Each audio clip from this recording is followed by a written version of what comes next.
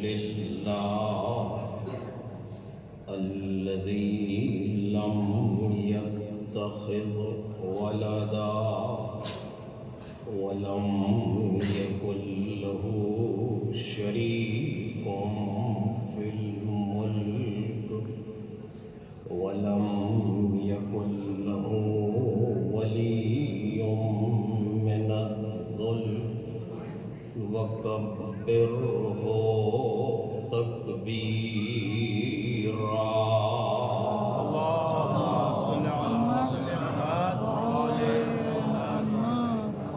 والصلاة والسلام والتحية والإكرام على سيد الأنام العبد المرتضى والنبي المجتبى والرسول المصطفى وآله الأطيبين الأطهرين الأكرمين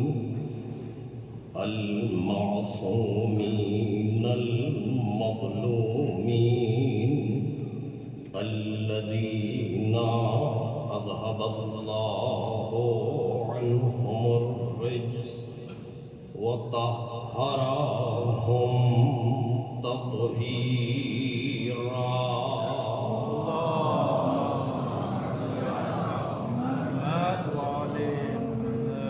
لا سيما الزهراء والسر المستودع فيها واللعن الأبدي على أعدائهم أجمعين أما بعد فقد قال الله الكريم في الذكر الحكيم الذين يبلغون رسالات الله ويخشونه ولا يخشون أحدا إلا الله وكفى بالله حسيبا.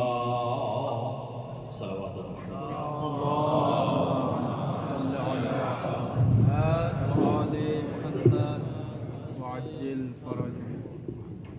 سورہ مبارک احزاب کی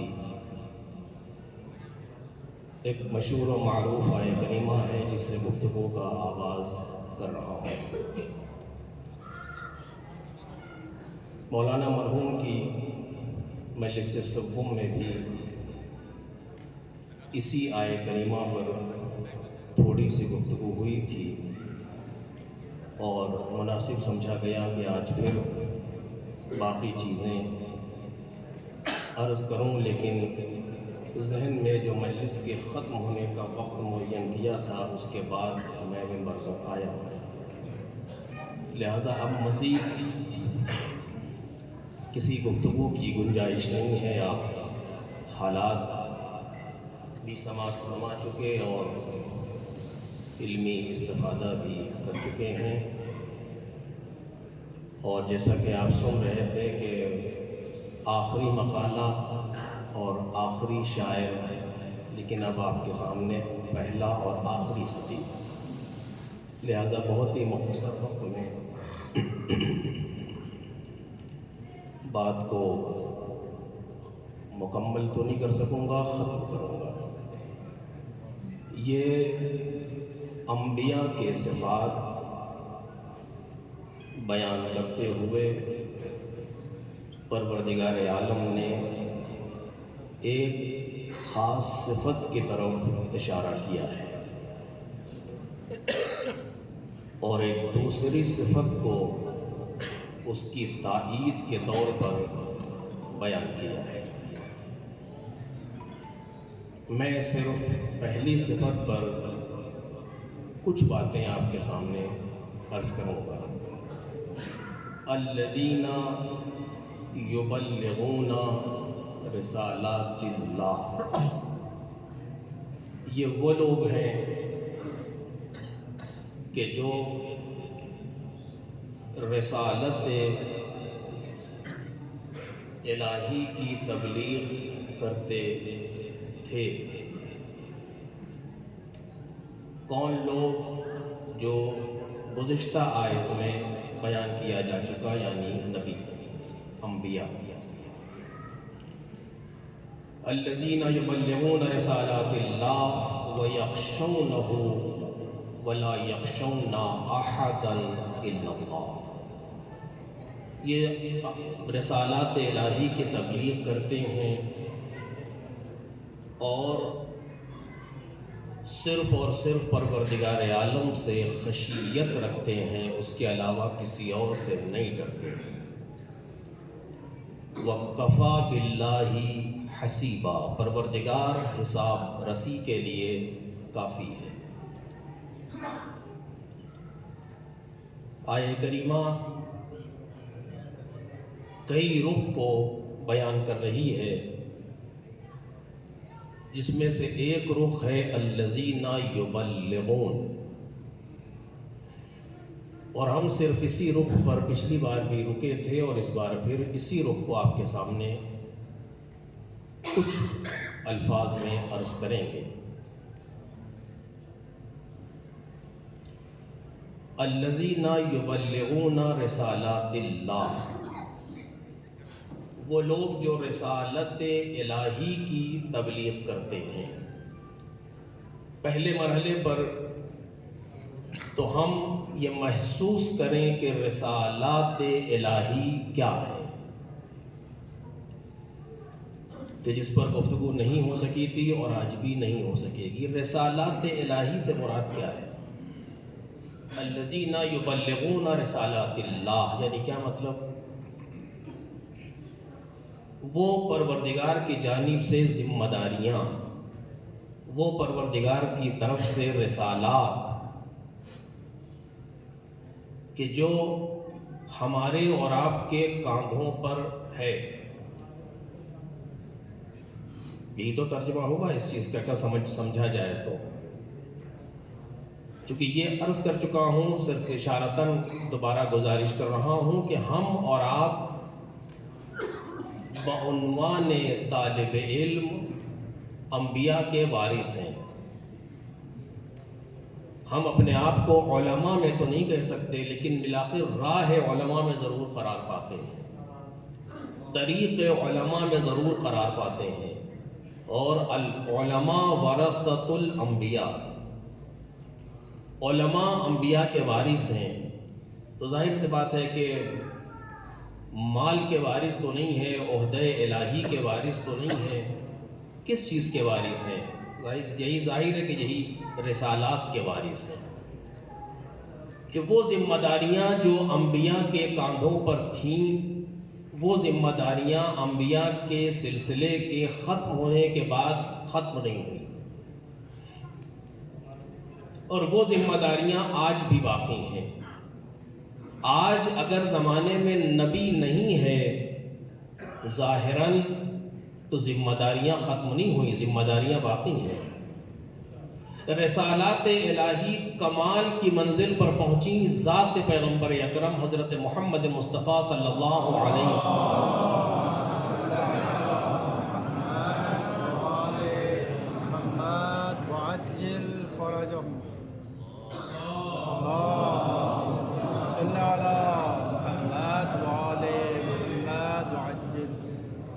تمام رسالات الہی کا کمال ذات پیغمبر اکرم، پیغمبر اکرم کے جانے کے بعد بھی رسالات تمام نہیں ہوئی، ذمہ داریاں ختم نہیں ہوئی، ذمہ داریاں باقی ہیں۔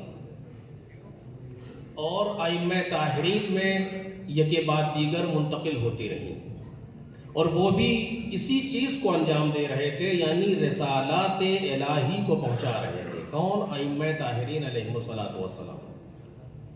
اور وہ رسالات الہی کو پہنچاتے پہنچاتے سن 260 ہجری تک زمانے کو لے کر کے چلے۔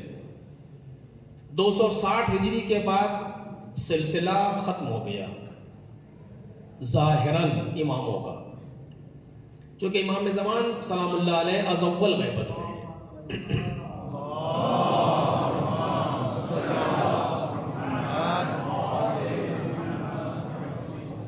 260 پر سلسلہ ختم ہو گیا امام عسکری سلام اللہ علیہ کی شہادت پر، اور اس کے بعد ذمہ داریاں ختم نہیں ہوئی، رسالات الہی باقی ہیں، اور بقول آیت اللہ خوئی کے رسالات الہی میں دین میں امام مدخلیت نہیں رکھتا، رسالات باقی ہیں، امام کے جانے کے بعد بھی باقی ہیں۔ یہی انہوں نے دلیل بنائی ہے جس چیز کو بھی آپ سن رہے تھے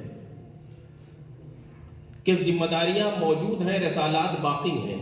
کس کے کاندھوں پر باقی ہیں؟ ظاہر سی بات ہے کہ نائبین امام پر باقی ہیں۔ جب تک خاص رہے خاص پر باقی تھی ذمہ داریاں، اور جب خاص نہ رہ گئے تو عام پر ذمہ داریاں ہیں۔ آج بھی ذمہ داری باقی ہے، اور ذمہ داری کو ادا کرنے والے اپنی ذمہ داریوں کو ادا کر رہے ہیں۔ اس بیچ میں ہم کہاں قرار پاتے ہیں؟ میں نے یہ لفظ گزشتہ مجلس میں استعمال کیا تھا کہ ہم حد وسط قرار پاتے ہیں، ہم حد وسط ہیں۔ ائمہ طاہرین اور عوام کے درمیان ہماری حیثیت حد وسط کی ہے، یا اگر اور زیادہ واضح اور نازل مرحلے پر آ کر گفتگو کی جائے تو ہم علماء اور عوام کے درمیان حد وسط کی حیثیت رکھتے ہیں، کہ ہماری ذمہ داری بنتی ہے کہ ہم ائمہ طاہرین سے بذریعہ علماء سیکھیں اور پھر جا کر کے عوام کو سکھائیں، پہنچائیں پیغام۔ یہی آیہ نفر کا پیغام ہے جو بھی آپ سن رہے تھے، اور یہی امام رضا سلام اللہ علیہ کی اس حدیث کا پیغام ہے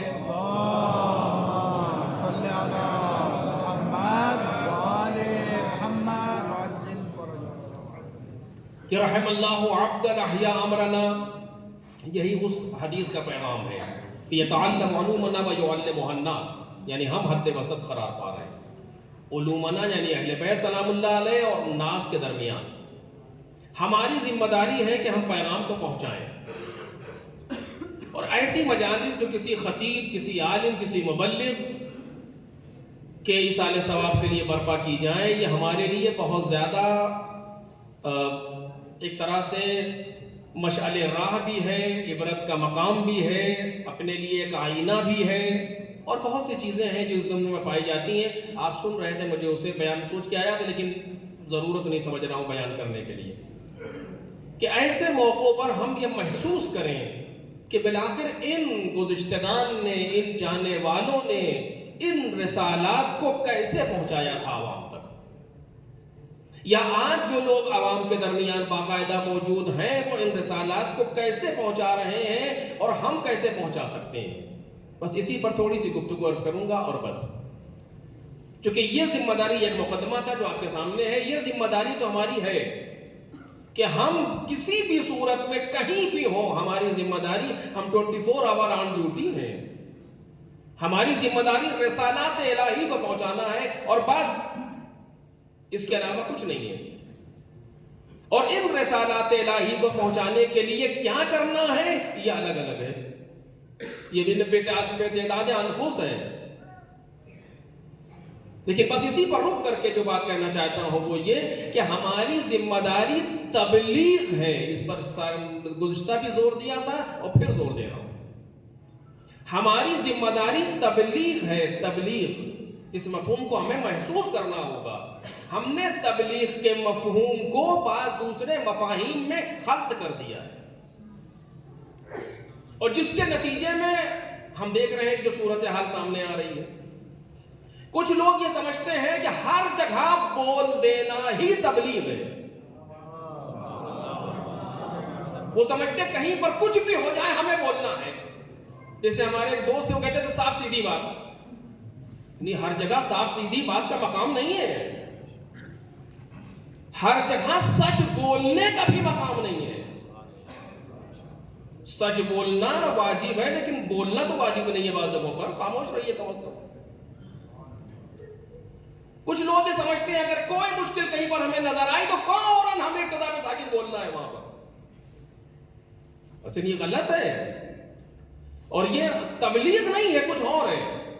اب میں کوئی لفظ نہیں کہوں گا یہاں سے تاکہ پھر وہ زبردست خاص بھی آپ سن ہی رہے تھے. آپ نہیں، تبلیغ کے جہاں پر لفظ استعمال ہو رہا ہے تبلیغ کا، اس کے ساتھ میں آ رہی ہے بات رسالات الہی کی.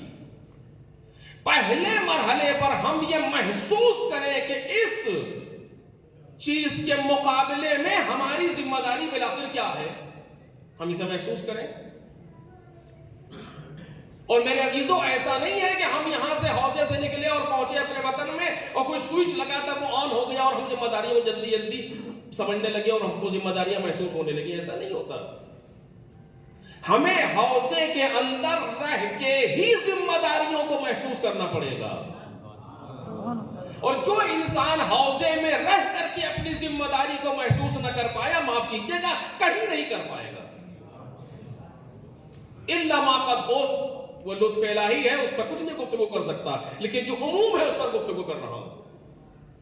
بہت سی چیزیں ایسی ہیں کہ جو میں آپ کے سامنے کہہ نہیں سکتا ہوں اس وقت کہ جو موجود ہے سلسلے میں، لیکن کیا عرض کروں.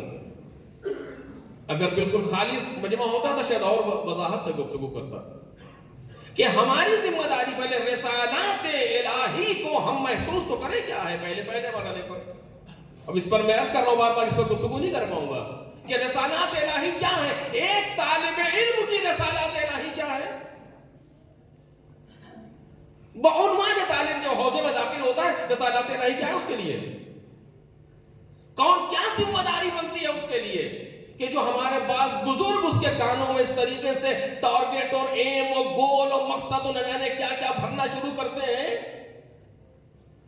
کہ جہاں وہ اپنی ان ذمہ داریوں کو بھول جاتا ہے جن کو نہیں بھولنا چاہیے تھا،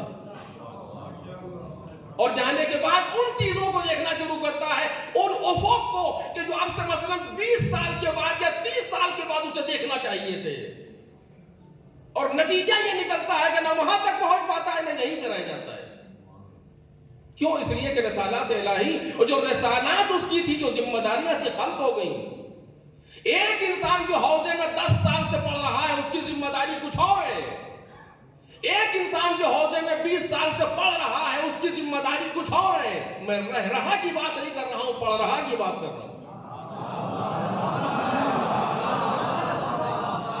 اور ایک انسان جو ابھی حوضے میں آیا ہے اس کی بات کچھ اور ہے، اس کی ذمہ داری کچھ اور ہے. ہمیں ذمہ داریوں کو آپس میں خلط نہیں کرنا چاہیے عزیزوں. اور اگر ہم ذمہ داریوں کو خلط کریں گے، ان ٹارگٹ کے چکر میں اگر یہ ذمہ داریاں رہ گئی تو یقین کریں نہ انہیں چھو سکیں گے، نہ یہی باقی رہ جائے گی. ایک صلوات پڑھیں محمد علیہ.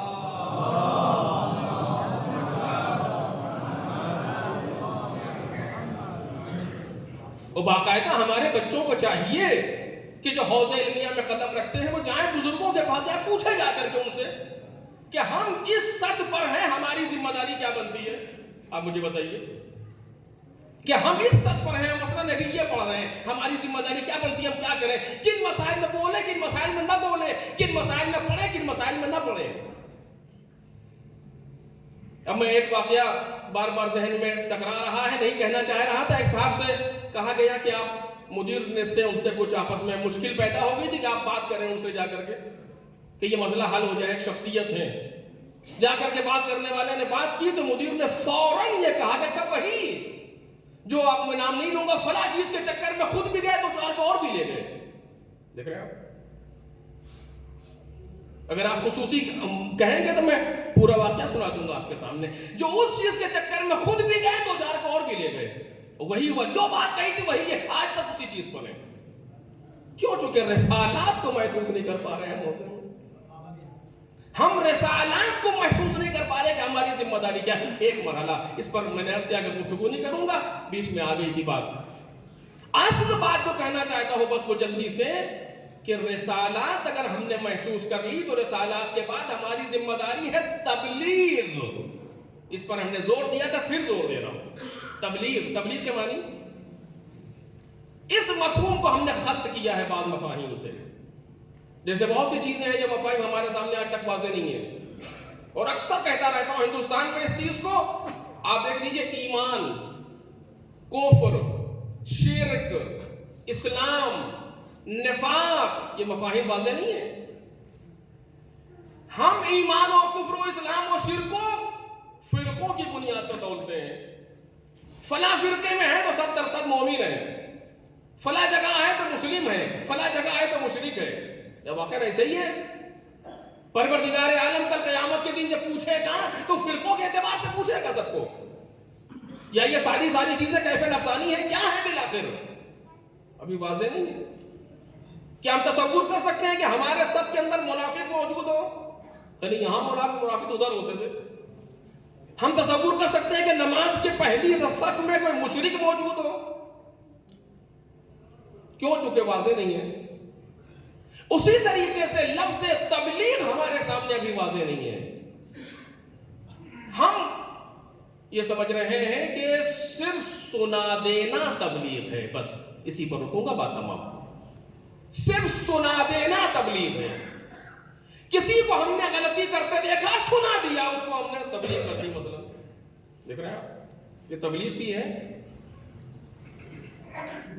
واقعہ ہزاروں بار آپ کا سنا ہوا، میں اس سے نہیں تنقیح منعت کرنا چاہ رہا ہوں اس واقعے سے کہ جو حسنین علیہ السلام نے اس بزرگ کے سامنے جا کر کے وضو کیا تھا. بات یہ نہیں ہے کہ ہم کسی کے سامنے جا کر کے وضو کریں، نہیں. بات یہ ہے کہ اگر کوئی ایسا مسئلہ آئے تو پیغام پہنچائیں کیسے آخر، اور ہم کیا کریں کہ ہمارا پیغام پہنچے. ہم صرف سنانے کو تبلیغ سمجھ رہے ہیں.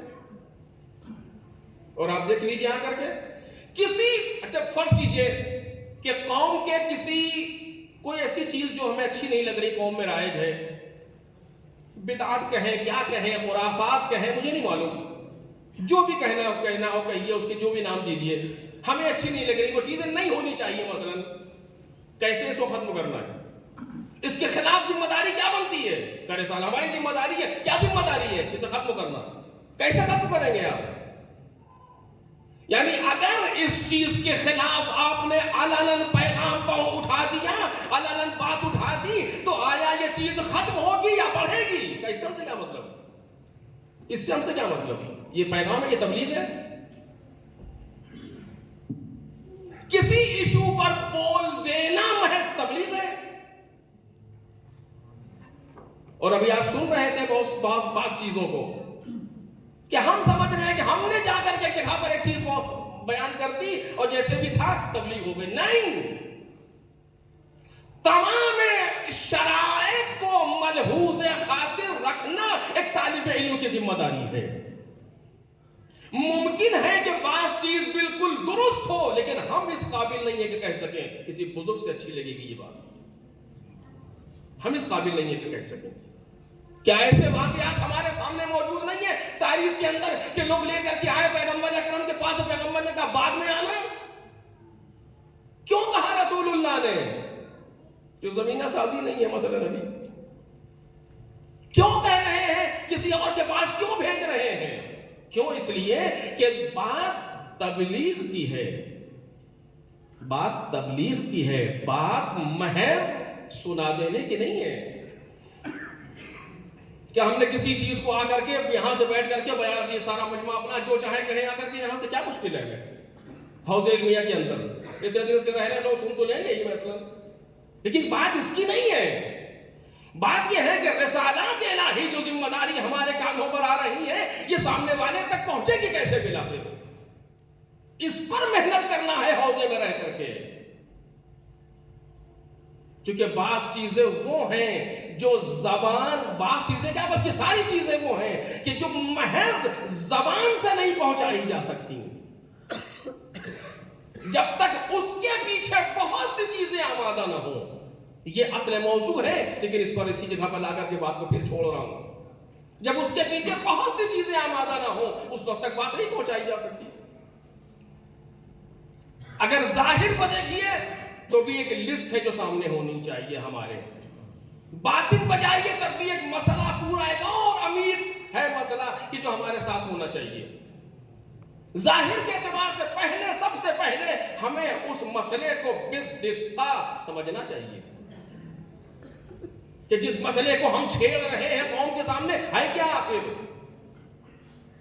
جس مسئلے کو ہم بیان کر رہے ہیں، جس برائی کو ہم ختم کرنا چاہتے ہیں، ہے کیا وہ؟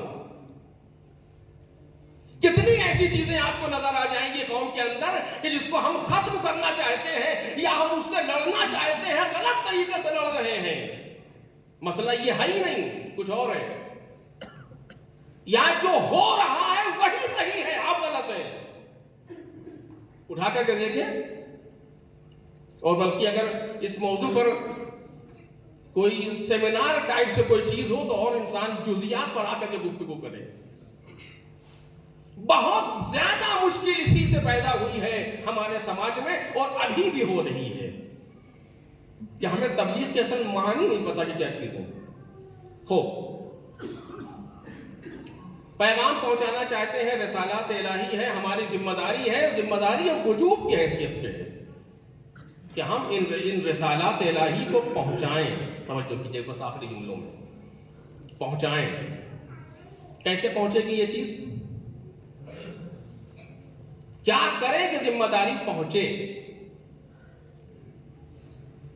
کسی ایک چیز کو ہمیں سماج سے ختم کرنا ہے، کسی برائی کو ختم کرنا ہے یا کسی اچھائی کو رائج کرنا ہے۔ کیسے کریں؟ کیا کریں اس سلسلے میں؟ توجہ کریں۔ اگر ہم بہت ہی تفصیل سے گفتگو کرنا چاہیں تو بہت سی چیزیں ہیں جو یہاں بیان کی جا سکتی ہیں، لیکن وقت میں گنجائش نہیں۔ پیغمبر اکرم حضرت محمد مصطفیٰ صلی اللہ علیہ وسلم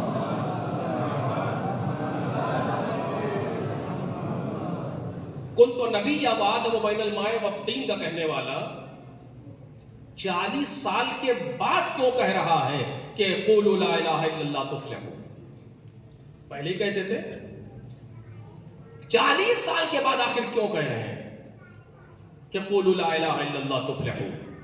جناب عیسیٰ تو گہوارے میں کہہ رہے ہیں آتانی الکتاب وجعلنی نبیا، اور آپ 40 سال کے بعد کیوں کہہ رہے ہیں؟ کوئی راز ہونا چاہیے، نہیں ہونا چاہیے اس کے اندر؟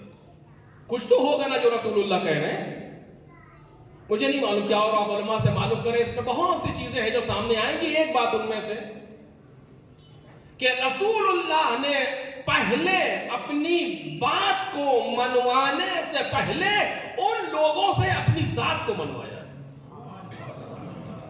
رسول اللہ نے، اور اس منزل پر پہنچا دیا سماج کو کہ جھوٹے انہیں سچا کہنے لگے۔ اور دو صفتیں جو اہم ہوتی ہیں کسی بھی پیغام میں، رسول اللہ نے وہ ان لوگوں سے لے لی اپنے لیے۔ ایک صداقت، دوسرے امانت۔ صداقت اور امانت دو ایسی صفت ہیں ایک مبلغ کے لیے جو ہمیں رسول اللہ سے سیکھنا چاہیے کہ رسول اللہ نے جب تک اپنے آپ کو ان لوگوں سے صادق نہیں کہلوا لیا، بات نہیں کہی، جب تک اپنی امانت کا کلمہ نہیں پڑھوا لیا، توحید کا کلمہ نہیں پڑھوایا۔ چونکہ رسول اللہ جانتے ہیں کہ جو بھی ہوگا ہمارے بعد وہ نتیجہ ہے صرف ہماری زبان کا۔ آج آپ دیکھ لیں جتنے بھی معارف اسلامی ہیں سب پیغمبر اکرم کی زبان کا صدقہ ہے، نہیں تو کیا ہے؟ کتنے نبیوں کو آپ نے دیکھا یا سنا یا پڑھا ہے؟ کتنی چیزوں کو ہم نے دیکھا، جنت جہنم کوثر، یہ وہ فلسفہ کچھ چیزوں کو کلیات ثابت کر سکتا ہے، جزیات نہیں۔ عقل کی روشنی میں بعض کلیات سمجھے جا سکتے ہیں، جزیات نہیں۔ یہ ساری چیزیں کہاں سے مل رہی ہے کہ رسول اللہ نے فرمایا؟ کیوں رسول اللہ کی بات؟ چونکہ رسول اللہ بات کہنے سے پہلے اپنے آپ کو صادق و امین کہلوا چکے، اور اب اگر کوئی ان کو جھوٹا کہے گا بھی تو سماج نہیں مانے گا کہ یہ تبلیغ کے مقابلے میں آ کر کے الزام لگا رہے ہیں، کیونکہ تم ہی تو کل سچا کہہ رہے تھے، تم نے اس کا پوچھا ہے اس نے، اس شخص نے، کہ اگر ہم کہیں تو تم کا بالکل مانیں گے۔ تو پہلے مرحلے پر ایک مبلغ کی ذمہ داری بنتی ہے کہ ابتدا میں ساکن پیغام کو شروع نہ کرے، بلکہ پہلے مرحلے پر اپنے آپ کو منوا لے قوم سے جا کر کے۔ چونکہ جب قوم اپنے انسان کو، اس انسان کو، اس شخص کو مانے گی، تب جا کر کے اتنا بات میں اثر ہوگا کہ پھر انسان اس چیز کو محسوس کرے گا۔ اب میں یہاں کہہ سکتا ہوں اس چیز کے لیے، البتہ میں نے ایک جگہ پر اور بھی بیان کیا ہندوستان میں، ہمارے دوست نے اس واقعے کو دیکھا ہے، اللہ میاں نجی کا واقعہ ہے، بازار کی مسجد میں نماز پڑھاتے تھے، اقامت کہہ رہے تھے نماز کے لیے ظہر یا عصر، इकामत कहते कहते पीछे मुड़े और कहा कि फलां, उसने कहा जी, कहा फलां की लड़की की शादी, उसमें कालीन दे देना। उसने कहा जी अच्छा। उससे कहा तुम ये दे देना, उससे कहा तुम ये देना, जिससे जिसे कहते रहे वो चश्म कहता रहा और फिर उन्होंने इकामत शुरू कर दी। इतनी सी देर में एक बच्ची का जहेज आमादा हो गया, इतनी सी देर में। मगर ये इतनी सी देर में आमादा नहीं हुआ, ये एक उम्र की मेहनत है जो उसके पीछे काम कर रही है। एक सलावत पढ़े मोहम्मद और आले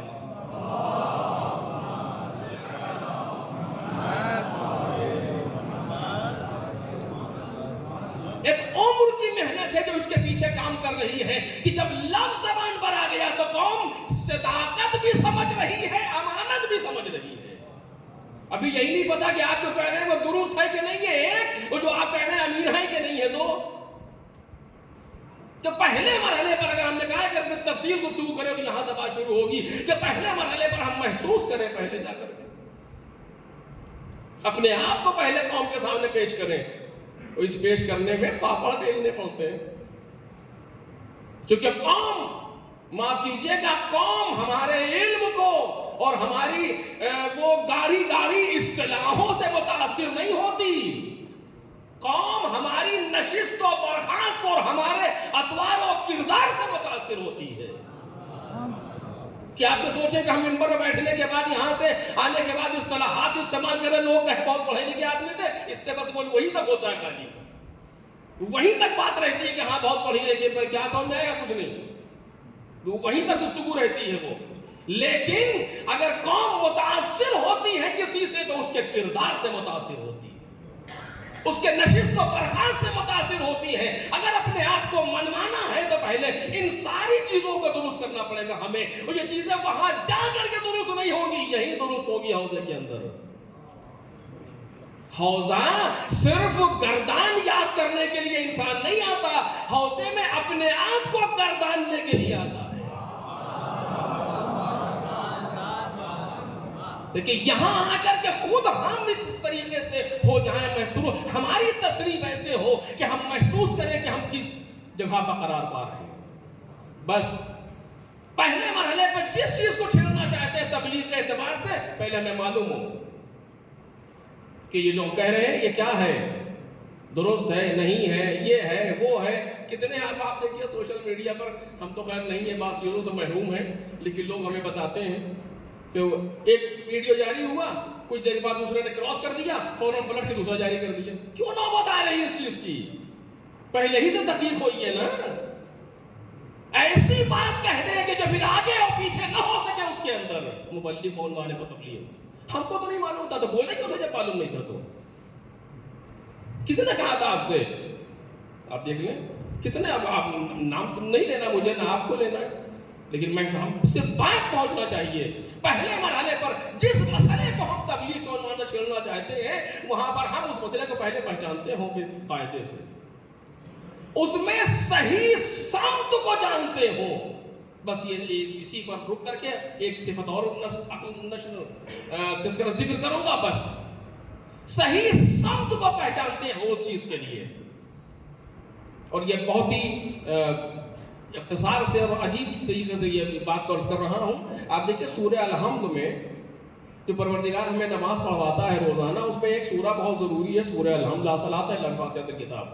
इस सूरह अल-हम्द में सिर्फ दो दुआएं हैं, एक मोहम्मद और आले मोहम्मद के लिए, एक अपने लिए। और ये दुआ वाजिबी तौर पर हमें करना है, दोनों दुआएं वाजिबी तौर पे करना है। उनके लिए अगर एक मर्तबा तो अपने लिए दो मर्तबा। एक दुआ सिर्फ वाजिब है पूरी नमाज में, और वो यही है, क्या इहदिना सिरातल मुस्तकीम, हमें सिरात मुस्तकीम की हिदायत कर। क्या मतलब हुआ इसका? कोई शार तो है नहीं है, हमें सिरात मुस्तकीम की हिदायत कर। अभी तो कहा था ज़ोहर में, का फिर कहो असर में। क्यों? का मुमकिन है कि ज़ोहर से असर तक आते आते सिरात मुस्तकीम से हट गए हो। अगर नहीं है तो वजह बताइए।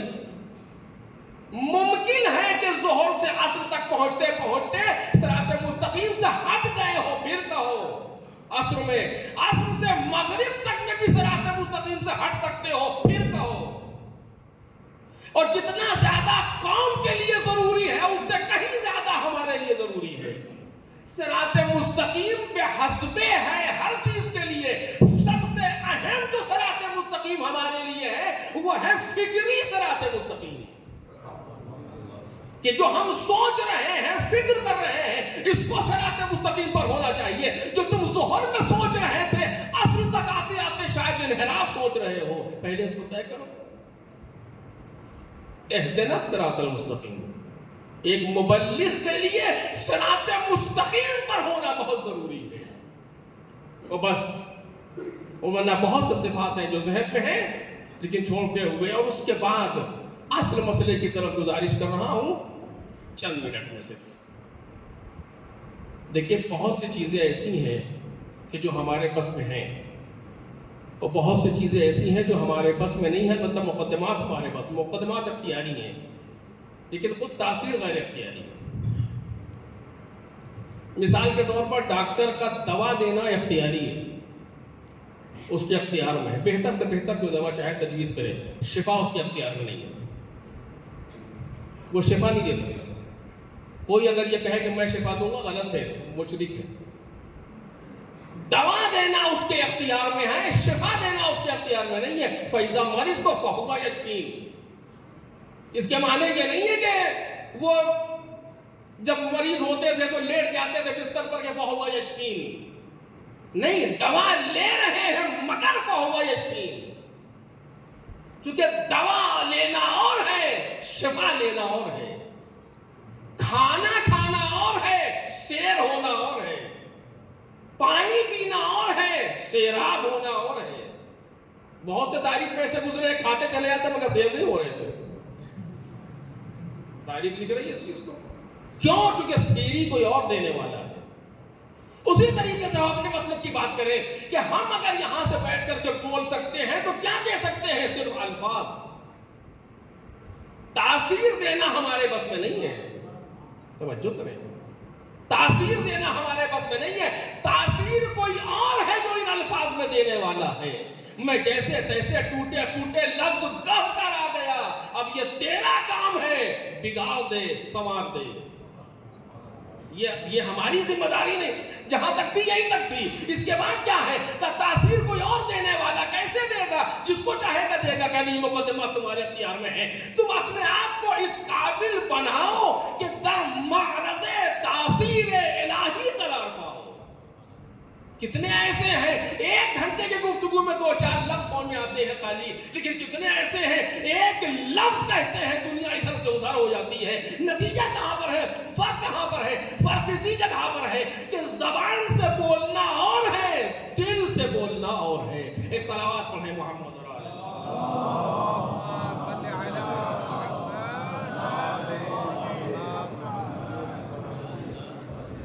صحیح اور درست تبلیغ کے لیے ہماری ذمہ داری ہے کہ ہم پہلے اپنے آپ کو صحیح اور درست کریں. اگر ہم صحیح اور درست ہیں تو تبلیغ میں اثر بھی صحیح ہوگا اور درست ہوگا. اور اگر ہم درست نہیں ہیں خود تو لاکھ ہم اس کو منطقی اعتبار سے اور فلسفی اعتبار سے کلام کو بہترین سجا کر کے بیان کریں, کچھ دیر تاثیر رکھے گا اور ختم ہو جائے گی. بس اسی جگہ میں روک رہا ہوں بات کو. اب اس چیز میں کہ ہم کیا کریں کہ ہمارے اندر تاثیر پیدا ہو, یہ موضوع رہ گیا. اس کو بعد میں انشاءاللہ کبھی اور کہ ہم کیا کریں بالآخر کہ ہمارے اندر تاثیر پیدا ہو. تاثیر کون دے گا؟ مالک. ارتباط اس سے ہمارا قوی ہونا چاہیے. بس میرے عزیز, اب یہاں پر کچھ عملی چیزیں بھی ہیں اور کچھ اور چیزیں ہیں کہ جس کو انشاءاللہ کبھی اور عرض کروں گا آپ کے سامنے, جو بزرگان نے بیان کی ہیں. مجھ جیسا انسان تو محسوس بھی نہیں کر پاتا کہ ہم اس اعتبار سے قوی ہوں اپنے. کہاں ہوں گے؟ اسی حوضے کے اندر کہ پروردگار ہمارے وجود کو مؤثر بنا دے. توجہ کریں, یہ ہماری ذمہ داری ہے حوضے میں رہ کر کے کہ ہم ایسے. کیوں کہا گیا ہے عالم کی صحبت میں 1 ساعت بیٹھنا یا چند لمحے بیٹھنا 70 سال کی عبادت سے بہتر ہے. کیوں؟ چونکہ اس کا وجود مؤثر ہے. وجود مؤثر ہے. عالم کون؟ اب ساری چیزیں ایک کے بعد ایک ہے. عالم کون؟ خالی وہی نہیں کہ جو کتابوں کو پڑھتا یا پڑھاتا ہو، نہ عالم وہ کہ جو خشیت باری تعالی اپنے اندر رکھتا ہو۔ اور آپ مجھ سے بہتر جانتے ہیں، اسی جگہ بات کو روک رہا ہوں میرے عزیزوں، یہ ہماری ذمہ داری ہے کہ ہم ایک درست مبلغ و صحیح مبلغ کے لیے اگر ہم نے قدم رکھا ہے اس راہ میں، تو پہلے اپنے وجود کو اس طرح کا بنائے پروردگار کے سامنے کہ ہمارا وجود قوم کے لیے مؤثر ثابت ہو، بس۔ اور جہاں پہ جتنا زیادہ انسان اس پر محنت کرتا چلا جاتا ہے، آپ دیکھیے بعض ابھی میں نام جانتا ہوں آپ کے سامنے لے لوں منبر سے، کہ جو ایسے لوگ ہیں کہ جو علمی اعتبار سے اتنے قوی نہیں ہیں لیکن قوم میں اتنے مؤثر ہیں کہ حد نہیں، اس وقت موجود ہیں، اور خدا ایسے مبلغین کو سلامت رکھے کہ جو اتنے پڑھے لکھے نہیں ہیں، آج کی اصطلاح میں عرض کر رہا ہوں درسیات کے اعتبار سے اتنے قوی نہیں ہے لیکن قوم میں اتنے مؤثر ہیں کہ حد نہیں، جو بات کہتے ہیں صحیح کہتے ہیں اور صحیح تاثیر رکھتی ہے، کیوں؟ چونکہ وجود ان کا مؤثر بن گیا، وجود مؤثر بن گیا۔ جس شخص سے میں نے پوچھا سوائے تعریف کے کوئی دوسرا جملہ نہیں سنا، یہ کیا ہے؟ یہ وہی ہے کہ خالط الناس مخالطۃ، ان متم بقوا علیکم وان عشتم حنوا علیکم، کہ یہ وہی چیز ہے۔ یہ کیسے ہوگا؟ یہ ہوگا صرف جب ہم اپنے مالک سے اپنا ارتباط قوی کریں، بس۔ اسی جگہ پر بات کو ختم کر رہا ہوں کہ جب ہم اپنے مالک سے اپنا ارتباط قوی کریں، جتنا ارتباط قوی ہوتا جاتا ہے اتنا بندے کی نظر میں کوئی چیز نہیں آتی، ساری چیزیں ختم ہوتی جاتی ہیں، اور پھر یہ کہتا ہوا نظر آتا ہے کہ ترکت الخلق طرا فی ہواک، میں نے سب کچھ ترک کر دیا صرف تیری محبت میں۔ یہ وہی ہے وَكَفَى بِاللَّهِ حَسِيبًا، وَكَفَى بِاللَّهِ حَسِيبًا نہیں پہنچ سکا یہاں تک، وَلَا يَخْشَوْنَ أَحَدًا إِلَّا اللَّهُ وَكَفَى بِاللَّهِ حَسِيبًا، سب کچھ ختم کر دیا میں نے صرف تیرے لیے۔ میرے عزیزوں، ایک مبلغ کے لیے یہ منزل کبھی نہ کبھی تو آنی چاہیے، کبھی نہ کبھی تو آنی چاہیے۔ میں بہت سی باتوں کو نہیں سب کہہ سکا، معذرت خواہ ہوں، گنجائش نہیں تھی، کہ ورنہ اگر ہم اس منزل پر نہیں پہنچ پائے تو کیا تبلیغ اور کیا ہم، کہ جہاں انسان کچھ نظر میں نہ رکھے سوائے باری تعالیٰ کے، کچھ نظر میں نہ آئے اس کے، یہاں پڑھنا وہاں جانا بہت کھل کے نہیں کہہ سکتا ہوں، ضرورت نہیں ہے، اللہ اعلم حیث یجعل رسالتہ، خدا جانتا ہے کس کو کب کہاں کیا کرنا ہے، کب پہنچانا ہے۔ کمی ساری ہماری اپنی طرف سے ہوتی ہے، اس کے لطف میں کوئی کمی نہیں ہے، بندے کے اندر کمی ہے۔ کیوں دوسروں سے، کیوں ان سے انسان کہتا ہوا پھرے اپنے مالک کی بارگاہ میں پہنچے، اپنے پروردگار کی بارگاہ میں پہنچے، کہنا ہے اس سے کہنا چاہیے ہمیں۔ خیر، اور اس منزل پر ہمیں کہیں نہ کہیں تو کہیں محسوس کرنا چاہیے کوئی ہے ہمارا پیدا کرنے والا، کوئی ہے جو ہمیں دیکھ رہا ہے، کوئی ہے جو ہمیں پال رہا ہے، کوئی ہے جو ہمیں محسوس کر رہا ہے۔ وہ سب کچھ کر لے گا جب اسے کرنا ہوگا تو، اور یہ وہی چیز ہے ترک الخلق طرا فی ہواک۔ ہاں عزیزو، جب سب کچھ دے چکے اور اب کچھ نہ رہ گیا، سب کچھ نثار کر دیا اور اب کچھ نہ رہ گیا پاس میں، تو خود اپنی جان کا نذرانہ لے کر کے آگے بڑھے اور یہ کہتے ہوئے چلے کہ سب کچھ اس کی راہ میں دے کر خالق سے شبیر کہے، جان تو تیری جان تھی مالک، میں نے کیا قربان کیا۔ کوئی پہلے کہہ چکے تھے کوئی تحفہ تیرے لائق نہیں پاتا ہے حسین، ہاتھ خالی تیرے دربار میں آتا ہے حسین۔ یہ معمولی مرحلہ نہیں ہے، یہ صرف امام حسین سلام اللہ علیہ کا کوئی شاعرانہ انداز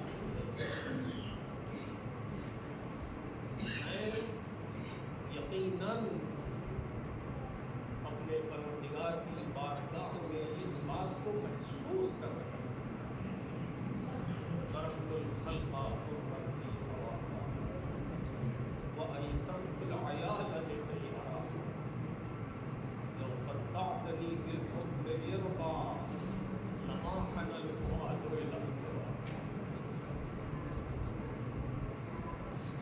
بس عزیزو، آپ کے سامنے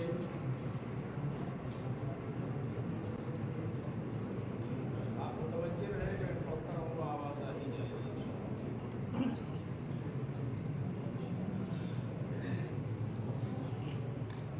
اپنا سب کچھ سرکار شہداء نے اپنے مالک کی بارگاہ میں پیش کیا. سرکار سید الشہداء نے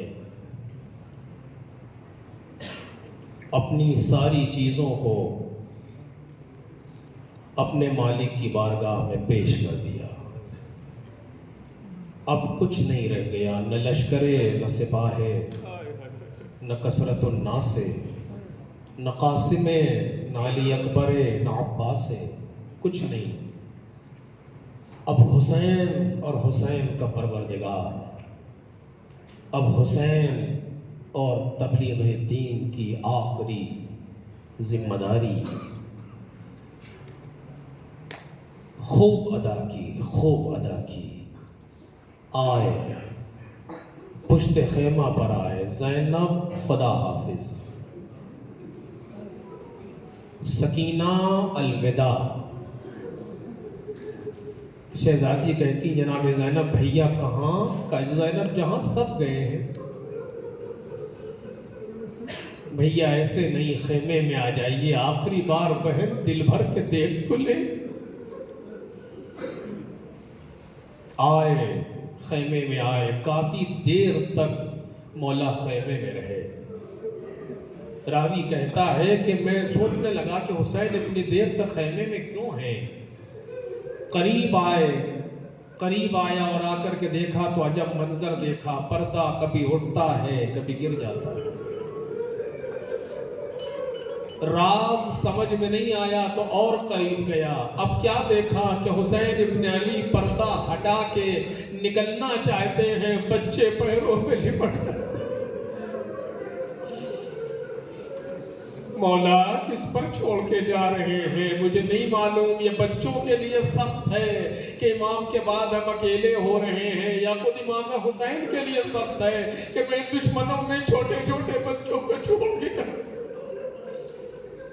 کبھی کسی کو لپٹا لیتے ہیں، کبھی کسی کے سر پر ہاتھ پھیرتے ہیں، کبھی خود بے ساختہ رونے لگتے ہیں.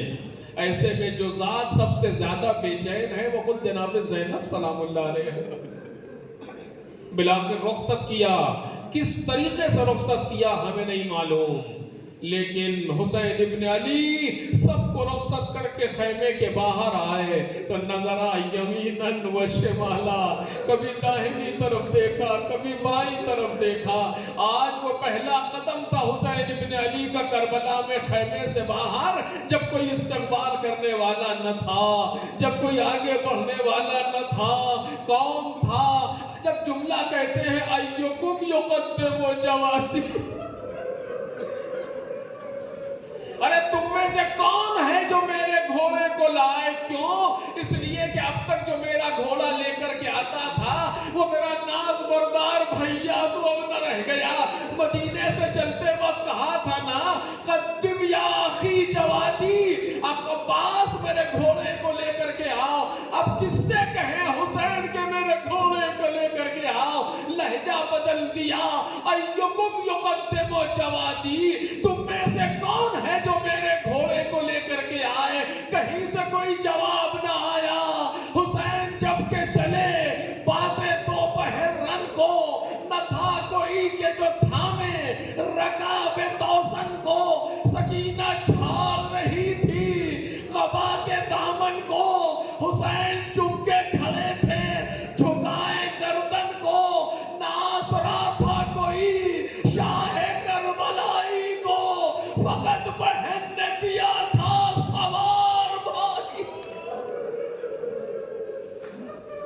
گھوڑے کو مہمیز کیا، مقتل میں آئے، کچھ گفتگو کی، خوب گفتگو کی، حجتوں کو تمام کیا، رسالتوں کو ادا کیا۔ جب کچھ کارگر نہ ہوا تو اب جنگ کی باری آئی، میں اکیلا ہوں، تم ایک ایک کر کے آؤ۔ لوگوں نے جنگ شروع کی، جو سامنے آتا ہے لمحوں میں تہے تیغ۔ عمر سعد نے کہا رے ایسے قابو نہ پاؤ گے، یہ حیدر کرار کا بیٹا ہے، سب مل کر کے حملہ کرو۔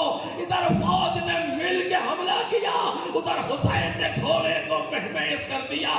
جس طرف جاتے ہیں میدان صاف ہوتا نظر آتا ہے۔ میمنے پر آئے تو میسرے پر الٹ دیا، میسرے پر گئے تو میمنے پر الٹ دیا۔ قلب لشکر میں آئے تو دو حصوں میں تقسیم کر دیا۔ اور جب کوئی بھاگتا ہے تو کہتے ہیں ارے بھاگتے کہاں ہو، تم نے میرے قاسم کو پامال کر دیا۔ ارے بھاگتے کہاں ہو، تم نے میرے جوان کو قتل کر دیا، تم نے میرے بھائی کو قتل کر دیا۔ لڑتے ہوئے چلے، خوب لڑے، لڑتے جب گھوڑے پر سنبھلا نہ گیا تو ذوالجناح کی گردن میں باہیں ڈال دی۔ عجب نہیں کہا ہو اے میرے اسب باوفا، یہ آخری خدمت ہے، وہاں پہنچا دے جہاں میری ماں انتظار کر۔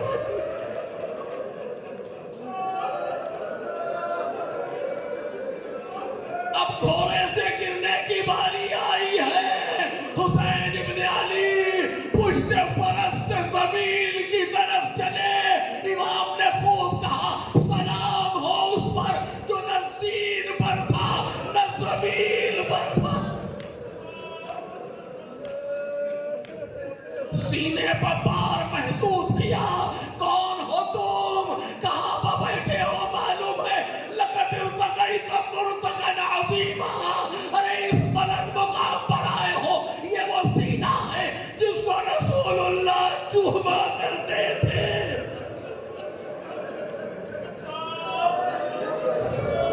اس بیچ میں کچھ گفتگو ہوئی، آخری جملہ، اس بیچ میں کچھ گفتگو ہوئی۔ اس نے کہا اگر ایسا ہے تو ہم تمہیں پشت گردن سے ذبح کریں گے، یہ کہہ کر کے پلٹ دیا مولا کو۔ حسین ابن علی نے موقع کو غنیمت جانا، خاک کربلا کو سمیٹا، پیشانی کو خاک پر رکھ دیا۔ الہی و سیدی لا معبود سواک یا غیاث المستغیثین، یہی وہ موقع تھا جب شبر کے خنجر کے وار ہو رہے تھے، کانوں میں پہن کی آواز آئی آنتاخی۔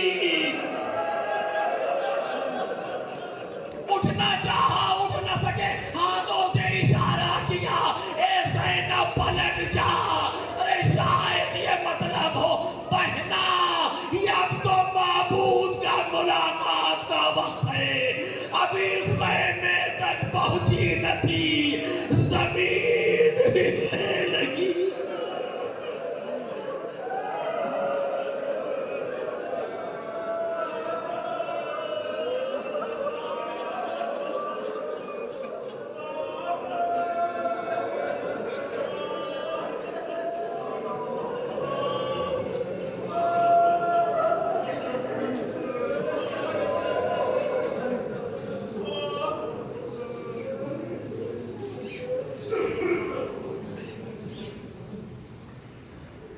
سيعلم الذين ظلموا أي منقلب ينقلبون ألا لعنة الله على القوم الظالمين